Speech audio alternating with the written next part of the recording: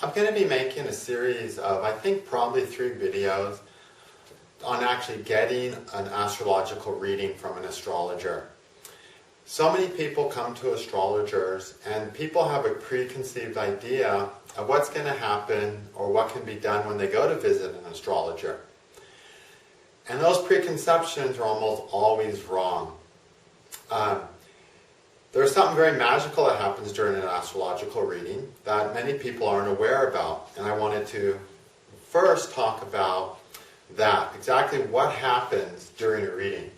So one point I'm going to cover is what happens during an astrological consultation. The second thing I want to talk about are the ways to use an astrologer, which is the attitude with which you approach the astrologer to get an astrological reading. And there's 3 different ways one can approach an astrologer for a reading. One can approach it with a tamasic attitude, or a jasic attitude, or a sattvic attitude. And I'm going to have a separate video on that topic. And then, what so many people aren't aware of is simply what can be done with astrology. There's a whole world of things that can be done with astrology that you can ask your astrologer to do for you that many people have no idea can be done. And so the average person only thinks they can get a few things done with astrology. But there's a whole world of techniques and things that can be done. And I want to address all those things. So whatever your issue or problem is, or whatever your interest is, you'll be able to see that an astrologer will be able to do a lot more for you than you probably thought. Now, in India, people have generally a wider idea of what an astrologer can do for you. But in the Western world, people have this idea that an astrologer can sort of maybe make some predictions based on your birth chart and talk to you about your psychology and your relationships. But while it can do all those things, there's so much more astrology can do. So that'll be a fun video, and that'll be the 3rd video I'm going to make. The first video I'm going to talk about is what happens when you go to get an astrology reading. Now, people email me and they say, I want a Jyotish reading. Well, I'm here to tell you there's no such thing as a Jyotish reading. Okay? Jyotish means astronomy. It's the science of calculating the planets up there in the sky. Okay? Now, that's the critical part of astrology. But Jyotish is not when you go get an astrology reading. Okay? Jyotish is the calculations of those planets. And it's the astrologer's study of how those calculations can impact life on Earth. But it is not what happens when you go to get an astrology reading. Okay? When you go to get an astrology reading, what you're doing is you're doing Deva Prajna. That's the Sanskrit term for visiting an astrologer, for consulting with an astrologer, to go get an astrology reading. And a person who does astrological readings is a Deva Prajna. A person who does Deva Prajna. What does Deva Prajna mean? Deva means the gods, Prajna is to consult. So the astrologer is consulting the gods on your behalf. When you go to an astrologer, you're asking the astrologer to consult the gods on your behalf. So who are these gods? These gods are manifestation of Vishnu according to Hindu philosophy because they like everything to be a manifestation of Vishnu. But other cultures also accepted these same gods, and these were the gods of the planets. All ancient religions, which all modern religions have been derived from, saw the planets as gods, particularly the sun and moon. Even the most primitive religions looked at the sun and moon as gods. So did the Vedas. So did the Norse mythology. So did the early Christians. Sun and moon are the primordial gods in our existence and life. And they're so obvious. But then there's all the other planets too. Mars, Mercury, Jupiter, Venus. Those are all gods. And the days of the week, even in Western culture, are named after these gods who every day get their turn. So on Monday, the moon gets his turn to rule the world. On Tuesday, Mars gets his turn to rule the world. On Wednesday, Mercury gets his turn to world, who was Odin in the Norse mythology. On Thursday, Jupiter gets his turn to rule the world, who was Thor in Norse mythology. So there's all these relations. So when you go to visit an astrologer, you're asking the astrologer to consult the gods on your behalf. Okay? And that's exactly what happens during it. When a person sits there and studies astrology and tests techniques and research techniques to find out what works, he's working on a very scientific vein. He's taken a step of principle, say it's a technique that has 5 steps. And he's doing those same 5 steps on 100 horoscopes. And then he'll find that, okay, these 5 steps give me an accurate result on 70 out of those 100 horoscopes. So this technique I know is 70% accurate. And that's Jyotish, a science, a measurable application of what happens up there in the heavens, calculating that and seeing how that impacts life on Earth. Okay? But the minute you go to an astrologer, all that science kind of gets played with by the gods. Okay? At that point, you are consulting with the gods. The astrologer, rather, is consulting the gods on your behalf. And one thing we know from myth of all cultures is that the gods are very slippery. You know what I mean? The gods will tell you this is the way to do something, this is the right way, and they'll go ahead and do something wrong or contrary to that. You know what I mean? The gods will tell you something and you believe it, and then you find out that while they told you the truth, they told you exactly something opposite from what you thought. And so the gods always play with each other. There's a great example of this in Hindu mythology when Narada was traveling down the road and he bumped into Shiva. And Shiva had just told him how he had fallen so in love with Mohini Avatar that he had chased her around the world in lust while his wife Parvati was watching on. And Narada said, "Oh Shiva, you're such a baby, you to be tempted by a beautiful woman. Me, that could never happen to me." Okay? So then Narada continued across his path. And my recollection might be a little messed up on this story. It might have been Vishnu who told Narada this story about Shiva. But you get the idea. Okay? So then, Narada is walking along his journey, going around making life happen in accordance with God's will, which is always his role in the world. And he comes upon a village that Vishnu created just for him, just for Narada to have this experience. And in this village he made everyone so beautiful that the men were as beautiful as Vishnu and the females were all as beautiful as Lakshmi. And Narada was like, wow, what is this place? Everyone here is like amazingly beautiful and perfect. Their hands, their feet, their foreheads all show auspiciousness and greatness. What an amazing city this is. And he just happened to show up when the king was about to marry his daughter off. And because she was a princess, she had the choice of choosing her own prince, which happened in ancient India. Princesses had the right to choose their man sometimes.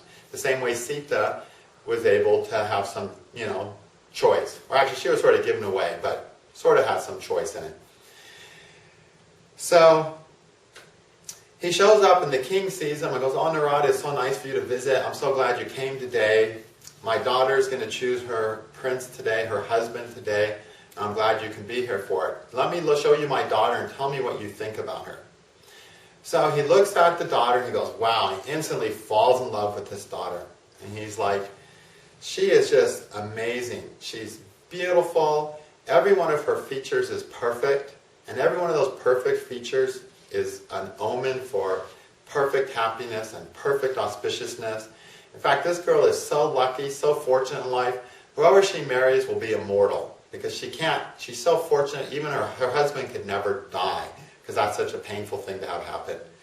So he tells the king, yeah, she's really nice. But in his mind he thinks, how am I going to get her? So he goes and he prays to Vishnu. And he prays to Vishnu. He goes, make me beautiful. Give me the face of Hari, which is the name of Vishnu. Give me a beautiful, shining face. The face of Hari, which is the word he used.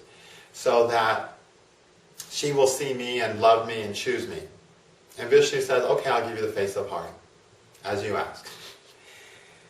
So Narada is all confident Vishnu is going to let him meet this girl or get married with this girl. So he goes to, the selection of, where all the princes line up, and he gets in line. And she looks at all the princes, and never once does she even glance at him. She just totally ignores him. Her glance almost shies away from him.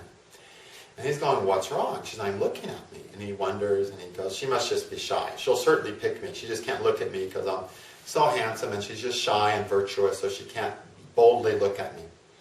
So that's what he tells himself. But what happens is she chooses some other prince.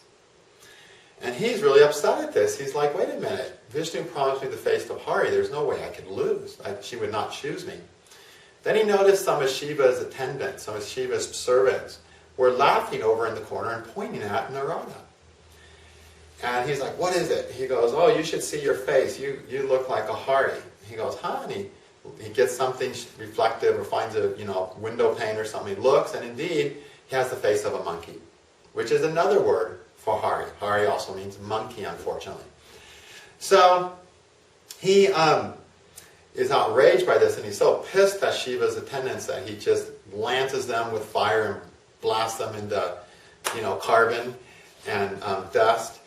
And then he storms over to Vishnu, and he yells at Vishnu, and he goes, how could you do this? You have no idea how it is for mortals to live and how horrible life is, and all they want is a little comfort, and then you promise the happiness and you promise the comfort, and then you take it away and you play a trick like this.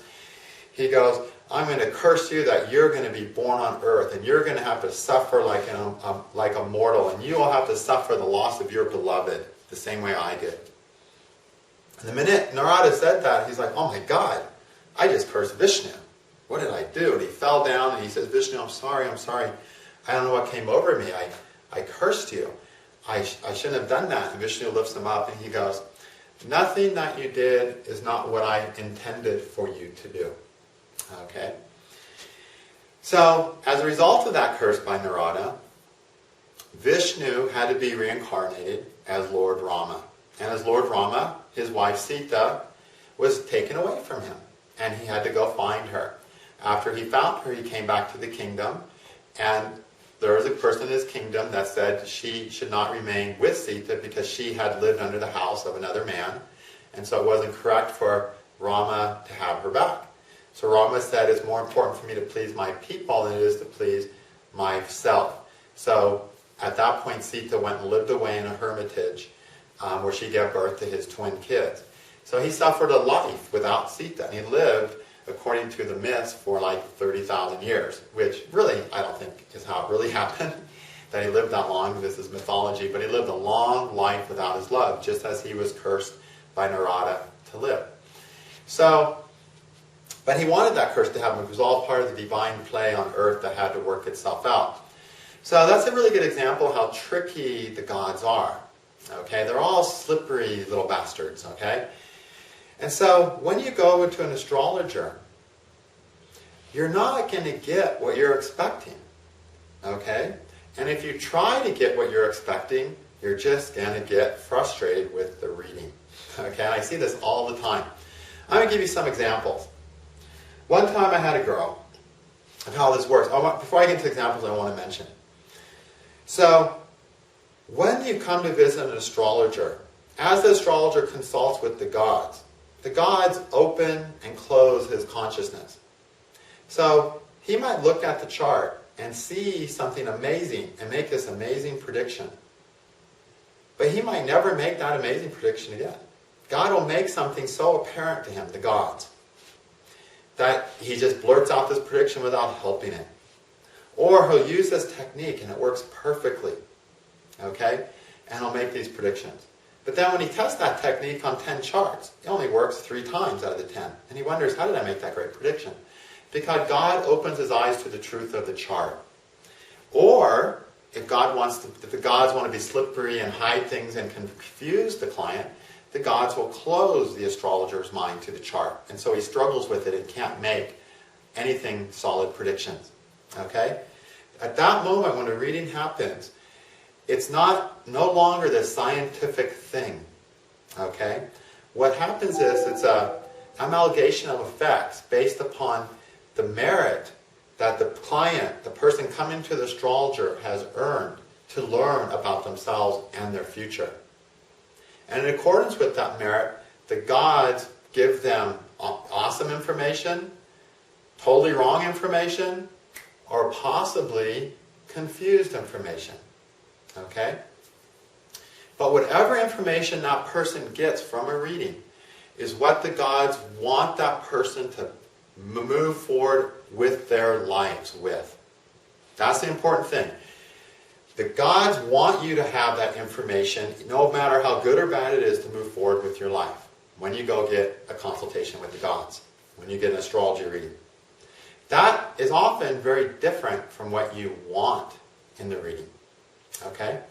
I'm going to give some examples to explain that. One time I had a friend recommend her friend to me whose boyfriend just got up and walked out on her. And this girl didn't know about astrology. She didn't even know you could do things with astrology. But her friend said, you have to go see Ernst. Call him. I'll make him give you a reading right now. This was a close friend that when she said this person needs a reading, I was like, okay, I got to do that reading. So I did the reading. This was after I'd been practicing professionally Vedic astrology readings for a year. So this is like towards the end of my first year. And at the time, I had just learned a few months before how to try to predict things to the exact day using transits, as I taught my transit course recently. And she called me and I looked at a chart, and she had a great chart. She was a great girl. And I said, normally, when a guy dumps a girl like you've been dumped, I'll talk to her for half an hour and I'll tell her all the things that she did wrong and things she needs to improve if she ever wants to have a good man and a good marriage and a good relationship. I said, but to you, I've got nothing to say like that. I said, you're an awesome chick. Okay? And I said, and there's one guy who left that you're totally crying over still 3 months later. I can also tell you, he's not coming back. He's out of your life. He's not going to be part of it. And I said, and you're just going to have to get over that. But what I can't tell you is that on January 20th, if I remember the day right, it was the 20th, 24th, something like that. January 20th, I think I said. Or maybe, no, I think I said January 22nd. On January 22nd, you're going to meet the man you're going to marry. And I said, I hope you knowing that will help you get you through the next 3 months a little better than without knowing it. And that was literally the entire reading. It was a 10-minute reading. So then, about a year later, I heard back from my friend, and she said, yeah, I wanted to tell you that so-and-so, on January 22nd, a guy walked into her place of business where she worked, who she's never met before, and he had a bouquet of flowers, and he said, I'm here to ask you out. She said yes, and now a year later, they just got engaged. Pretty awesome story, right? Well, here's the fun part. At the time of me hearing that, I was writing up some chart examples of my most coolest, amazing predictions. So I grabbed up her chart, and I looked. I said, okay, this will be a great example. I grabbed her chart, and I tried looking at it, and I was like, why did I even predict she could possibly meet anyone? And how did I ever predict that day?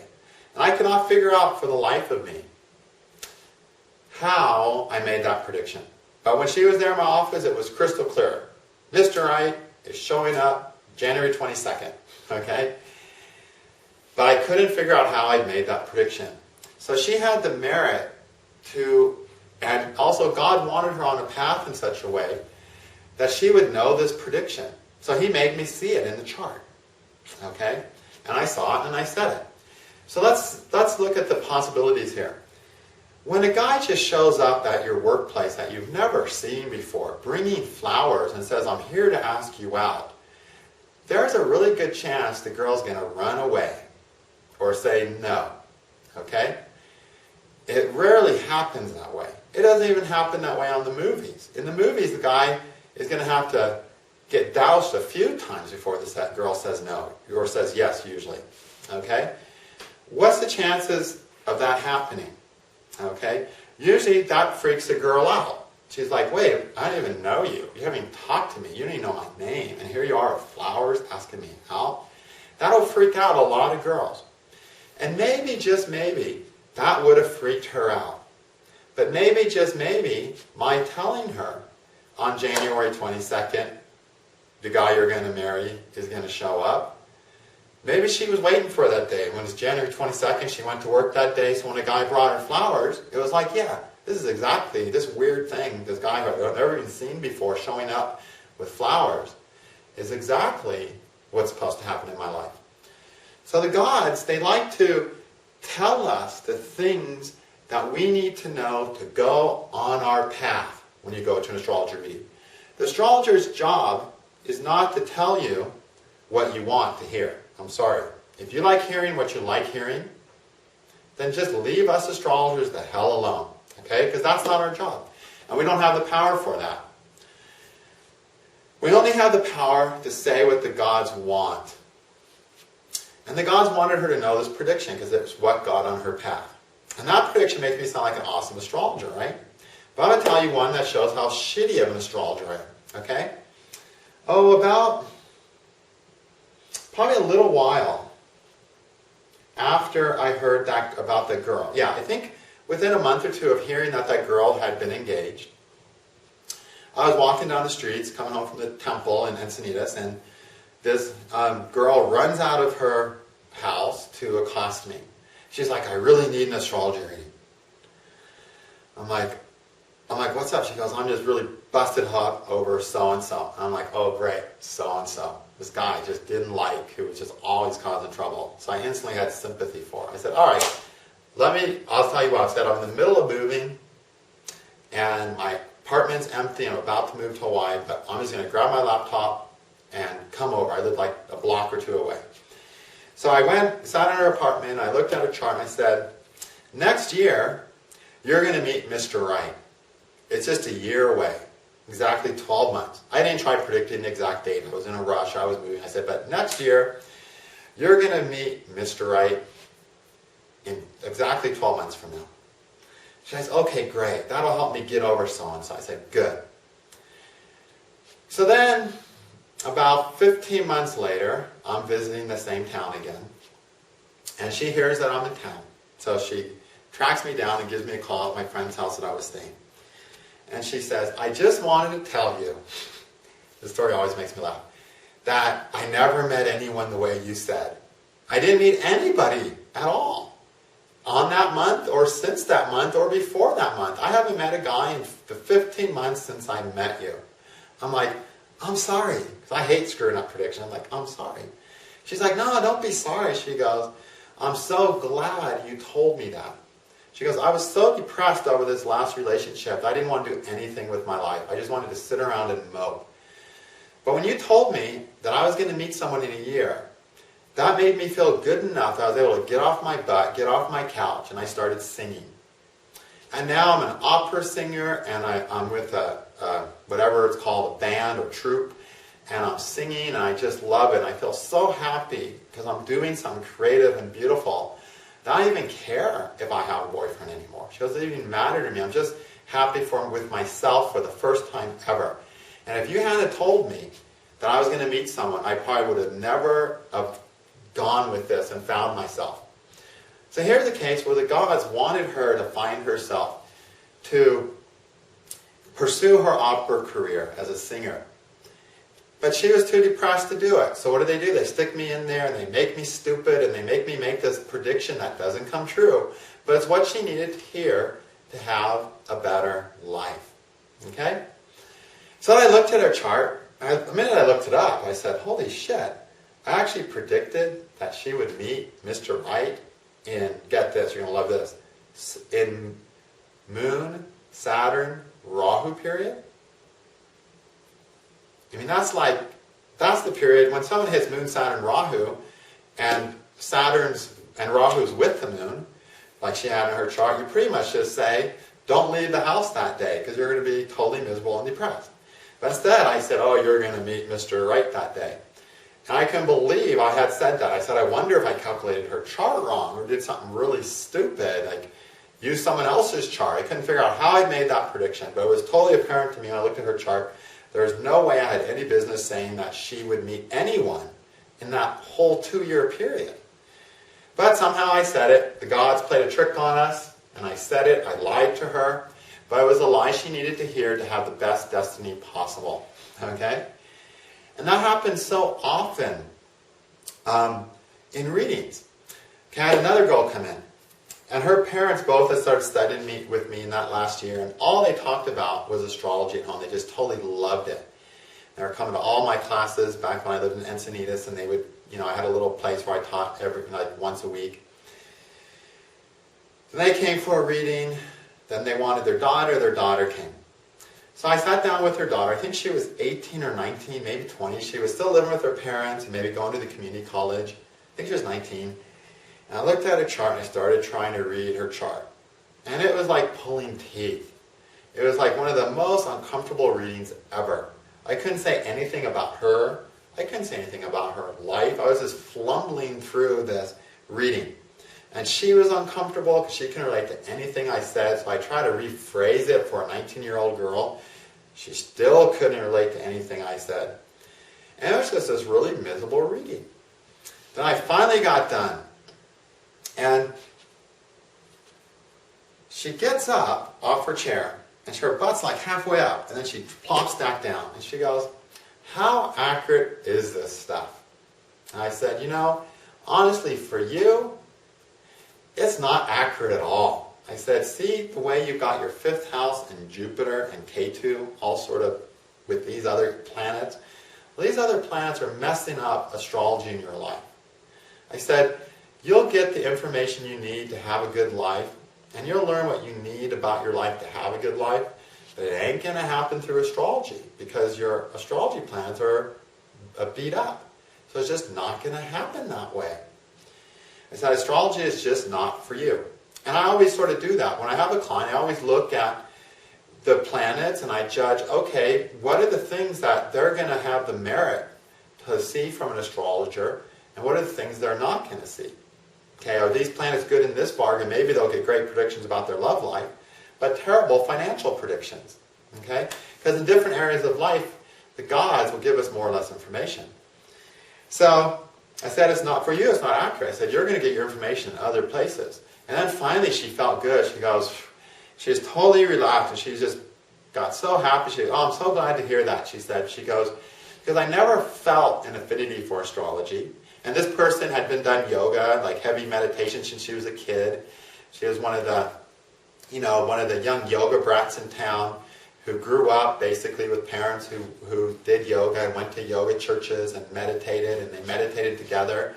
So she was this really kind of cool spiritual girl. And she was like, I never felt an affinity for it. I never felt like it would work for me.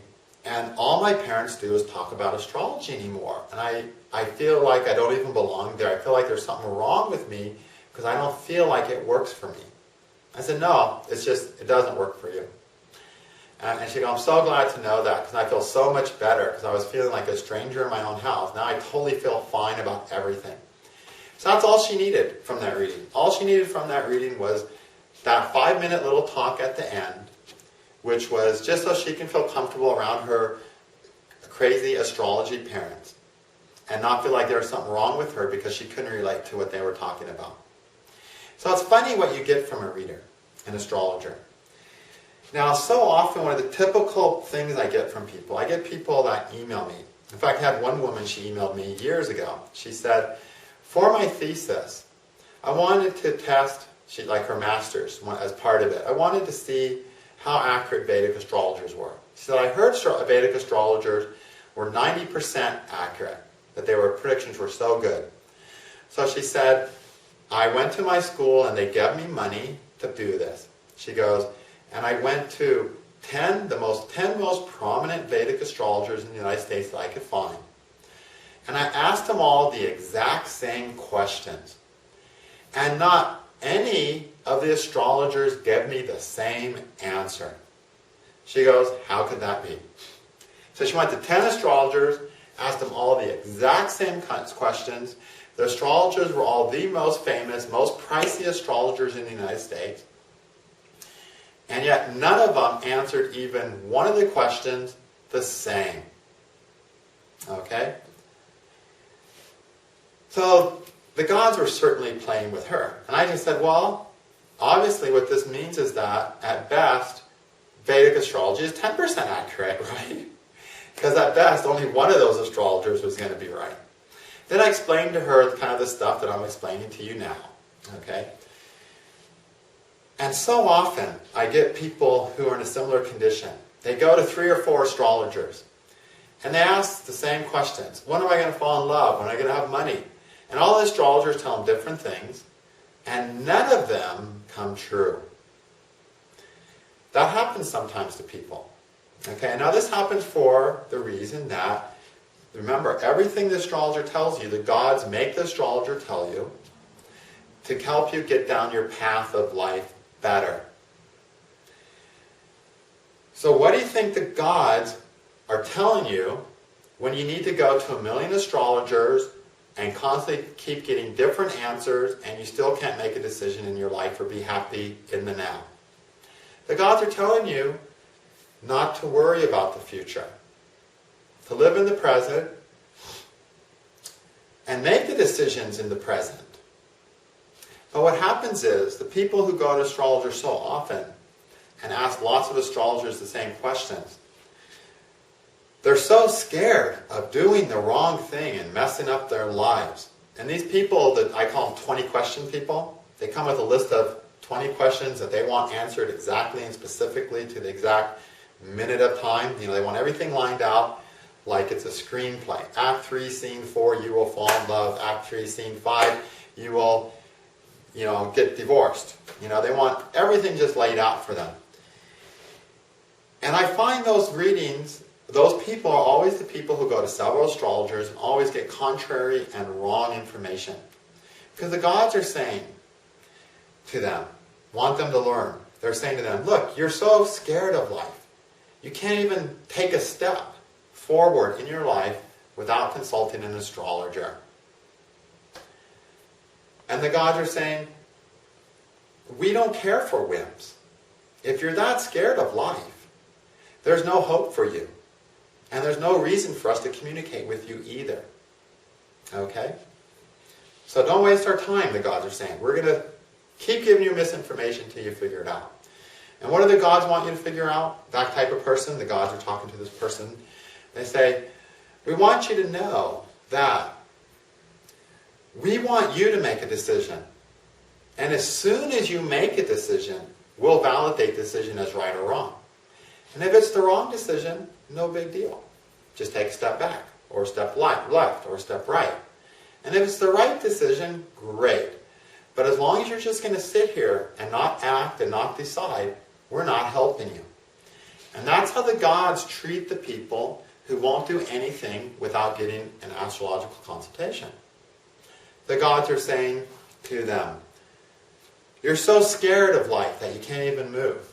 But this life isn't even real. Furthermore, this unreal life that you are in is set up in such a sequence of events to generate the experiences you need to be the best possible person you can be before you die. So why are you scared? Why don't you just do something?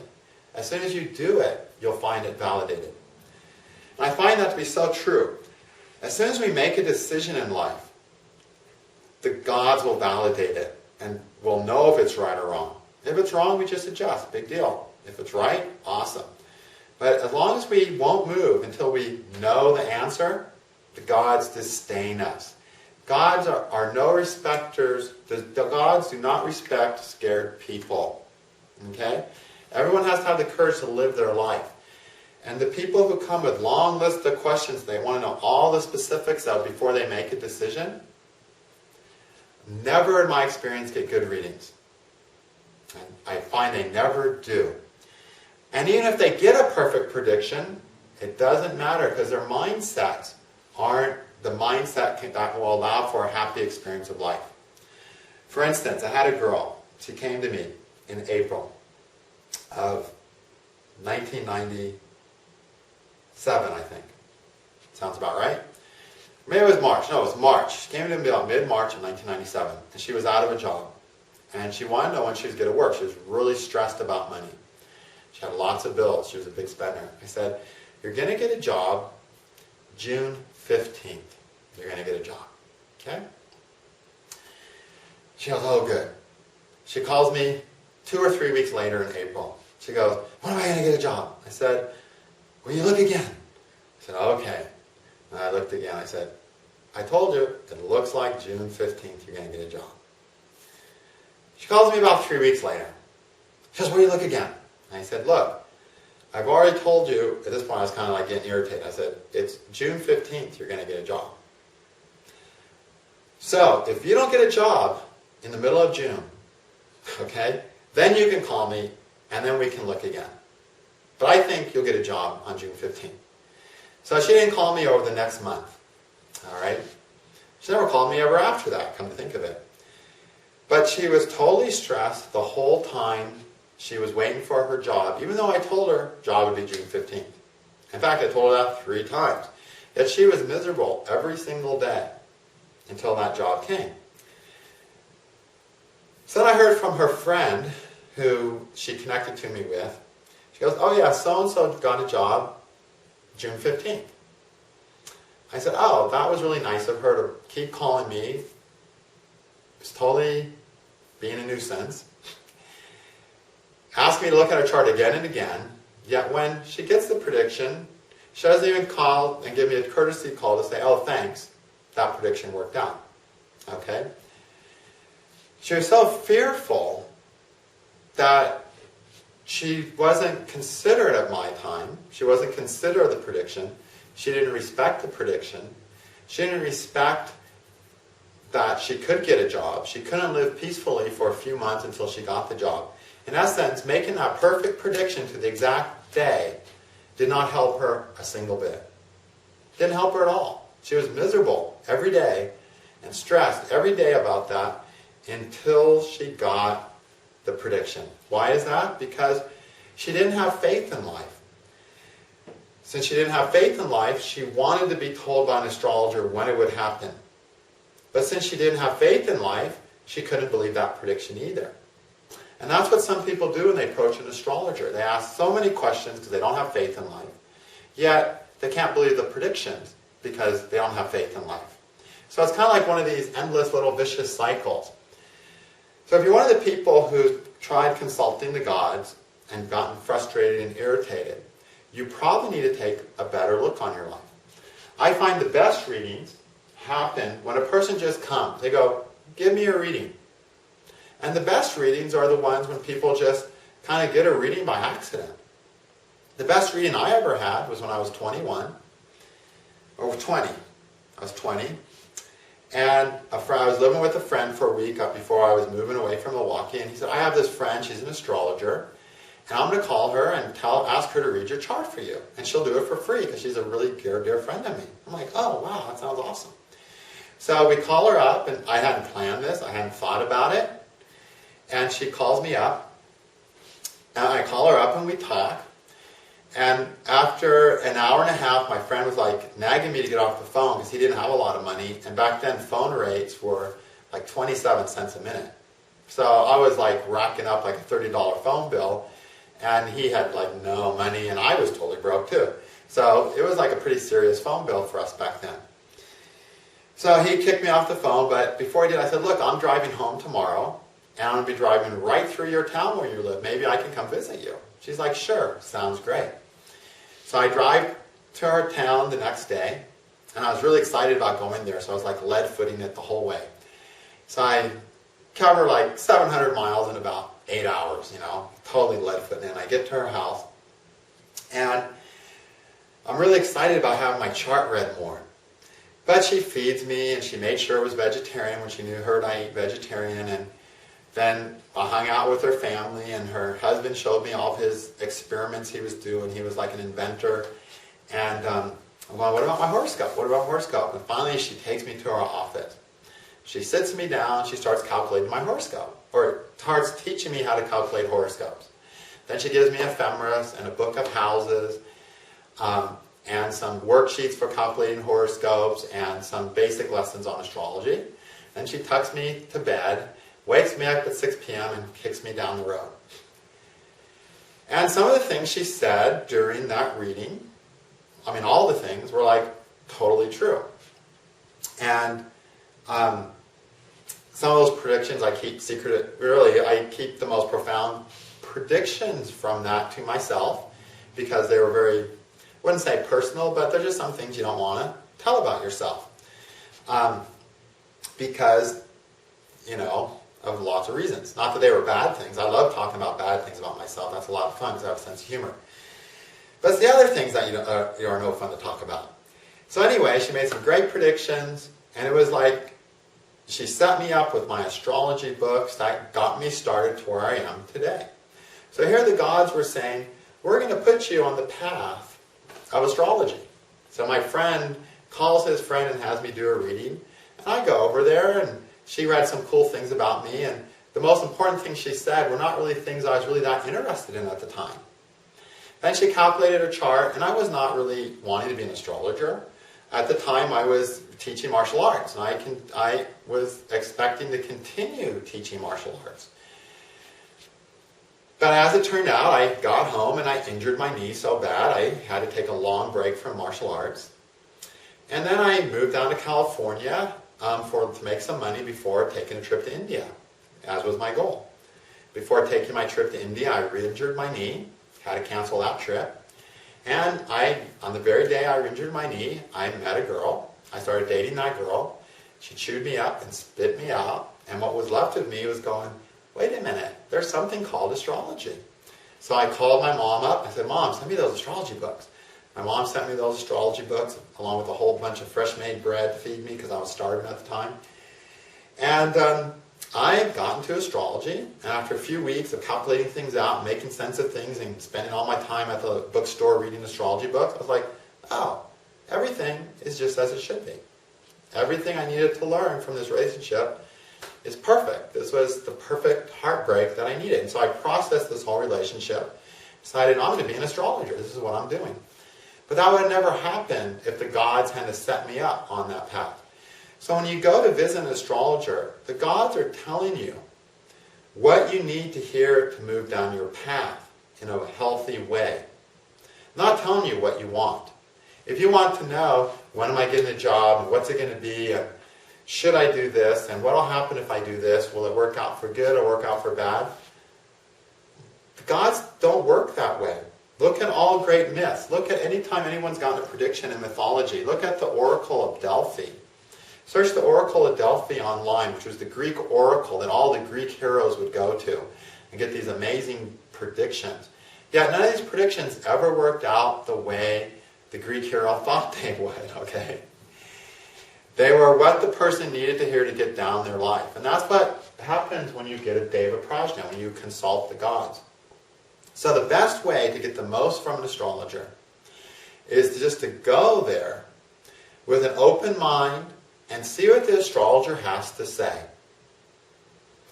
The things that he picks out of your chart, those are going to be the magical correct things. The things that you ask him are the good chance of things that he's going to fail on. Okay? An astrologer does a great reading. At the end of the reading, you won't have any questions. I'm always happiest when I do a reading, I say, do you have any questions? And they say, no. That way I know I pulled out everything from the chart that they needed to hear. And because I pulled it out without them having to ask, I know what I said was going to happen and be true. Okay? So let the astrologer have his say. Don't interrupt him. Sit down, shut up, and listen. And after he's had his say, ask the questions you want.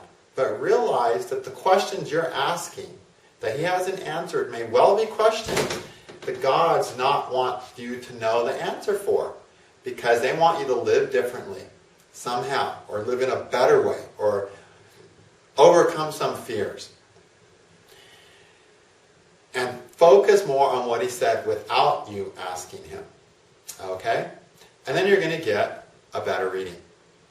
And if you don't like your prediction from one astrologer and you rush off and spend another couple $100 on another astrologer and get different answers, now you're in worse shape. It's usually best just to go to one. Okay? Then also realize that you just don't have the merit to be told by an astrologer everything right all the time. Okay? Nor do you probably have the consciousness to deal with that, because when you get good predictions, lots of times they're bad predictions that you don't want to know about.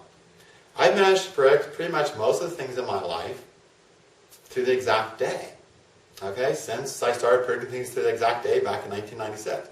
I predicted when I fell 12 stories off a cliff. My friends were going, "Why did you go climbing that day?" I said, "If you're going to fall, you're going to fall. I'm going to fall climbing." They thought I was crazy.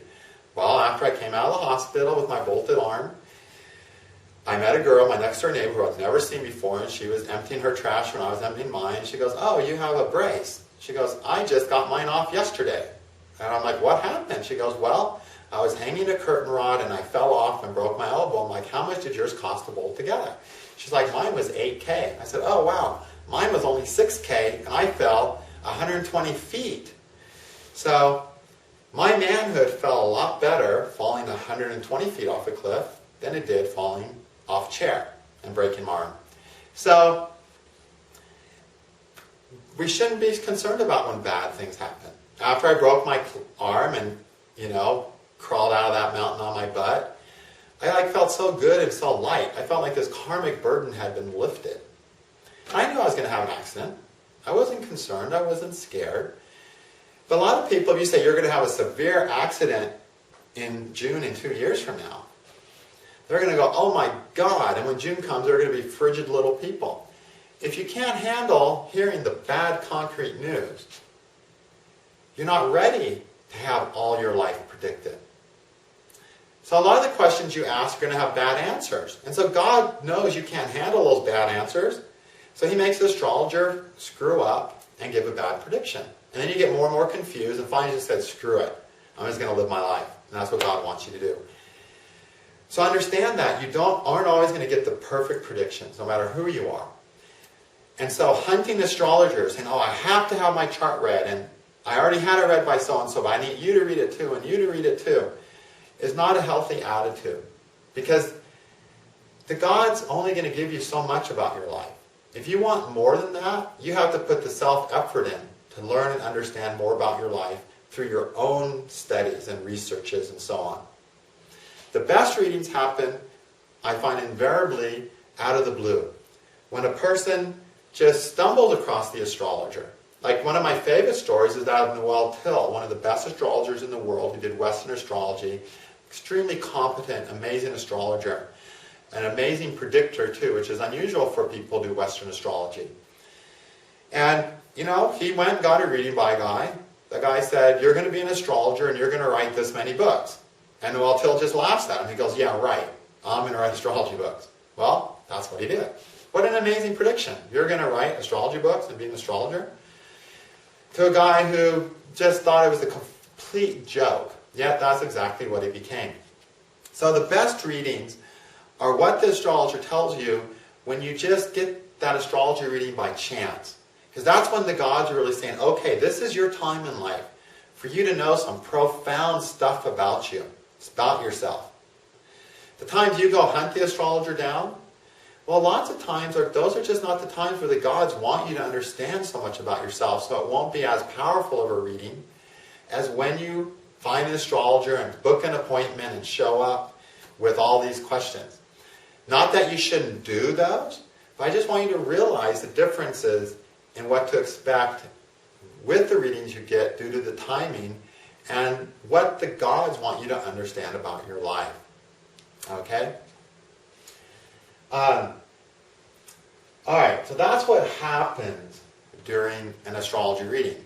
It's a very synergistic thing between you and what the gods want you to know and the astrologer's experience. But really, the astrology experience is really minimal at that point. Okay? Like I said, I made some of these profound predictions to the day after doing Vedic astrology for a year.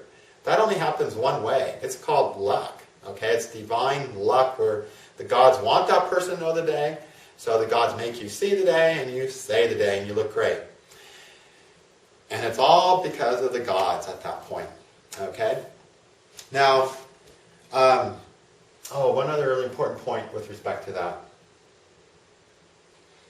There's one thing I want to tell you that has crossed my mind 3 times, and every time it runs out of there.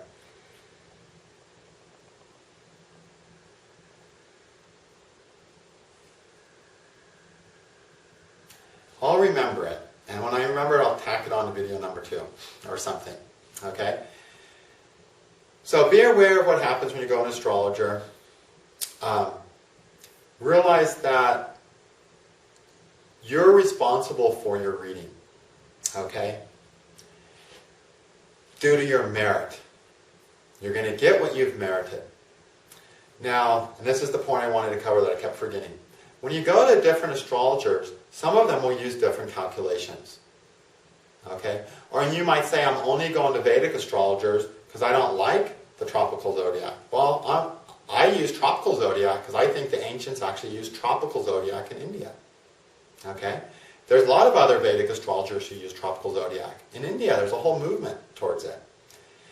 Don't tell the astrologer, I want you to use this zodiac, or this Ayanamsha, or tell the astrologer, my Nikshatra, according to this astrologer's here, why do you have it different? That's none of your business, and none of that matters when you come to an astrologer for a reading.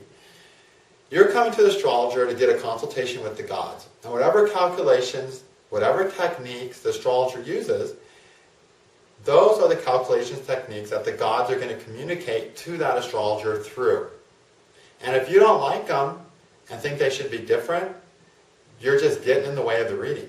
I'll have people say, what about what happens with this dasha? And I'm thinking like, I'm not doing it with this dasha. If you want to talk about this dasha, take a class with me. I'm doing your reading, and this is the tools that I feel like using in your reading. Okay?